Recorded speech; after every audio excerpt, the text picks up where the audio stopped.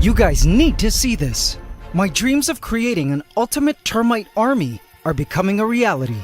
Several months ago, a random termite nuptial flight happened at a cottage I was staying at. And I managed to capture a ton of paired termite kings and queens who had just gotten married, so to speak. These wedded kings and queens had just one mission: to start a massive termite kingdom of their own underground. Now I placed these wedded termite pairs into test tubes where they went on to lay eggs. And these eggs later hatched to produce tiny termite worker babies. The little white workers eventually grew into these awesome larger workers with brown heads. But guys, this week I peeked at the termite colony's test tubes and was just thrilled by what I saw. This is a continuation of and update video on our growing termite armies, which will surely blow you away. Welcome to the Ants Canada Ant Channel. Please subscribe to my channel and hit the bell icon. Welcome to the AC family. Enjoy. We've made it, AC family. I can just feel it, that in our future, we shall have a massive termite colony with a huge pulsating queen pumping out those eggs, and active foraging termite trails like this, all within an epic terrarium setup soon to come. This is the dream, and we've gotten one more step closer to it. Have a look. I am happy to announce that our termite colonies have officially started to produce soldiers. See it right there? A worker with a massive head and elongated sharp jaws. These highly valuable workers are specialized in colony defense and can mean the difference between whether a termite colony survives or dies during an attack. Now, I have finally been able to chat extensively with a termite expert about our termites here, because up until recently, there was so much about these termites that remained a mystery to me, like how they ate. Because these termites are a fungus-growing type of termite, but they don't eat just any fungus. They feed on a special species of fungus that the colony grows in their underground chambers. I initially was like, okay, so where do I get this termite fungus? Aside from that, I didn't even know the exact species of our termites. But guys, after my chat with my new termite hobbyist friend, I now know a ton about these starting termite armies of ours. And I can't wait to share with you what I know in this video. But guys, I'll be needing your help. We're approaching the next phase in their care, and so after I share with you everything I know about these termites, I'll be asking you a very important question, and will be needing your opinions on a certain decision I need to make regarding these termites, so stay tuned until the end for that coming up. So back to the soldiers. Aren't they just crazy? This termite colony here is the largest of the bunch that I have, and the first to create these soldiers. There's another huge soldier somewhere in here, which you will see later. So this test tube colony here, as you can see, has all the different termite castes. There are 2 termite royals, the king and queen, still unsure who is who. There is a healthy batch of eggs.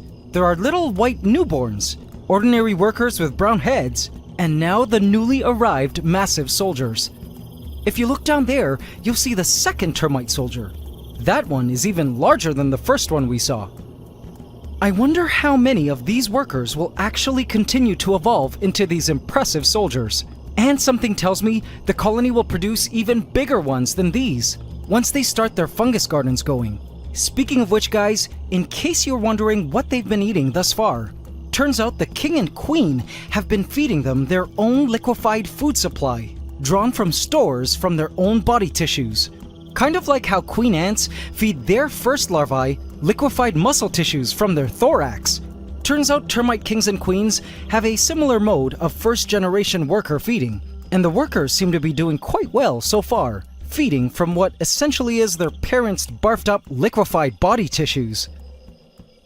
But it does look like the king and queen termites are slowly starting to deplete these food stores. Their bodies have shrunken considerably, and needless to say, the self-made termite food isn't an unlimited supply. These termites will need to start growing and eating their termite fungus gardens soon. So here's what I've learned about that, and it has to do with our next step in the care of our termites.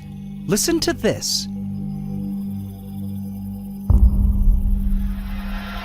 So my new termite hobbyist friend, who goes by the name of Cicada Fun, who has been so helpful at guiding me to raise these termites into the massive armies I hope they'll become one day, says that our termites are the species Macrotermes gilvis. And lucky for us, the species is extensively studied. Here's what we know about them.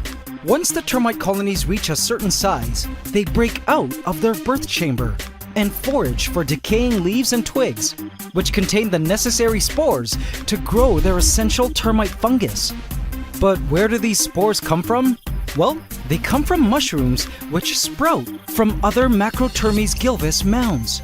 So what I need to do then is essentially collect decaying leaves and twigs from around a termite mound, hopefully a Macrotermes gilvis termite mound, and give it to the termites once they are ready to forage. The decaying leaves and twigs will contain the spores the termites need to get their fungus garden started. Then the colony can grow their fungus garden, like the little farmers these termites naturally are, and eat from this constantly growing fungus. The termites will also need to go out in periodic foraging raids to collect decaying leaves and twigs that will continue to feed this termite fungus. However, there are two problems I have now. Listen to this. First, I have several termite mounds in my yard, and hopefully they are Macrotermes gilvis, but I'm not 100% sure. It will have to be a gamble, and hopefully all the detritus I collect contain the termite fungus spores our termites need. Cicada Fun feels like the termite mounds in my yard possibly are, but I'll have to keep checking the mounds at night to see if they form the typical Macrotermes gilvis foraging trails, and if the workers indeed look like Macrotermes gilvis. But more importantly, the second problem I have is that according to Cicada Fun, these test tubes are unsuitable environments for the growing of their starting fungus comb. Though they seem to be perfect environments for the colony at this stage, there simply isn't enough space for them to properly grow the fungus garden. Cicada Fun says we need to move the termites into a larger setup where the fungus can flourish properly. So AC family, here's where I need your opinions. Please watch and listen to the options I have come up with. First, this here is a petri dish. I've seen termite colonies housed in petri dish setups before. Plus, it's a great way to house the colonies while still being able to see them. I've attached an AC test tube adapter from antscanada.com, where I intend on attaching the test tubed colony when ready. The purpose of the petri dish is to offer a new space for the termites to move into. I'll have to line it along the sides and bottom with heavily clayed soil with as little organic matter as possible so it doesn't mold, because once the termites start bringing in the decayed leaves and twigs containing the spores, the termites will be doing their thing, breaking down the detritus and mixing their poop into the mix and forming a fungus comb, which will grow the fungus. But the soil used needs to be low in organic content to keep the entire fungus comb from falling victim to outside mold. The termites know how to control the nest environment to grow their termite fungus, but the soil needs to be correct to ensure success. The petri dish apparently also needs to be perfectly sealed because the termites use the trapped carbon dioxide to keep other molds from growing. Pretty fascinating stuff. This entire petri dish also has a second hole, which the termites can burrow out of, and I can place this whole petri dish setup into a larger terrarium, where I can lay out all the decayed leaves and twigs I collect for the termites to take back home and use for their fungus comb. Now our second option is to go big. This container, a cookie jar, which can seal up completely.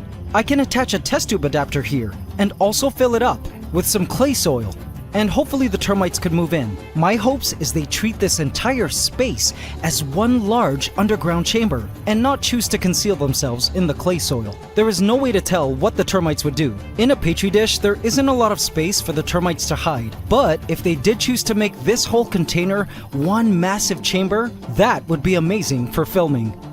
I can then place another hole connected to a tube which can lead to an outworld where I can place the fungus spore-laden leaves and twigs for which the termites can forage. So what do you guys think? Which of these two options should we attempt?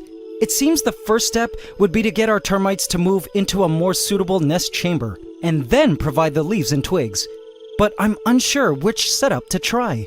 I do have several of these starting termite colonies, So if what we decide fails, we'll at least have more chances to attempt different setups.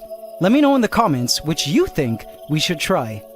I don't think the termites are at the stage where they need to forage just yet, but they will need to do it soon. The termite colony I tried burying into soil ended up dying sadly, so I think ensuring the termites have the most ideal environment conducive to the success of their fungus combs will determine whether or not our termites are able to make it to the massive armies we hope they will become.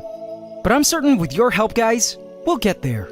I feel it's important we try to grow a termite colony, because the more we learn about them, the better, seeing as like ants, termites are one of those insects that have received such a bad rap. These termites are not home destroyers. They don't want the wood in your house. They just want decaying material to grow their fungus. They're super important to the ecosystem and truly fascinating creatures if you take a closer look at their secret lives in the soil. I look forward to helping these little guys start up their fungus combs. We just need to figure out the best way to help them do so. Crossing fingers, and I'll keep you all updated on their exciting progress. Thank you for watching and supporting the ants and termites.